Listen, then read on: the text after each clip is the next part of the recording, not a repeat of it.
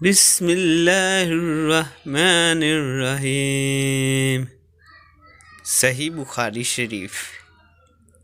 ہم سے سلیمان بن حرب نے بیان کیا، ان سے شعبہ نے ایوب کے واسطے سے بیان کیا، انہوں نے عطا بن ابی رباح سے سنا، انہوں نے ابن عباس رضی اللہ عنہ سے سنا کہ میں رسول اللہ صلی اللہ علیہ وسلم پر گواہی دیتا ہوں، یا عطا نے کہا کہ میں ابن عباس پر گواہی دیتا ہوں کہ نبی کریم صلی اللہ علیہ وسلم ایک مرتبہ عید کے موقع پر مردوں کی صفوں میں سے نکلے اور اب صلی اللہ علیہ وسلم کے ساتھ بلال رضی اللہ عنہ تھے۔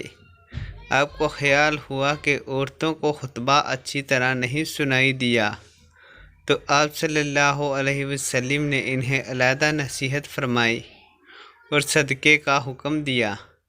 یہ وعظ سن کر کوئی عورت بالی اور کوئی عورت انگوٹھی ڈالنے لگی، اور بلال رضی اللہ عنہ اپنے کپڑے کے دامن میں یہ چیزیں لینے لگے۔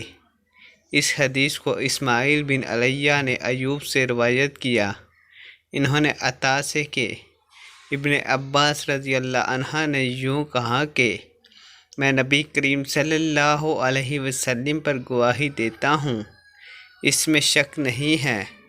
امام بخاری رحمۃ اللہ کے غرض یہ ہے کہ اگلا باب عام لوگوں سے متعلق تھا، اور یہ حاکم اور امام سے متعلق ہے کہ وہ بھی عورتوں کو وعظ سنائے۔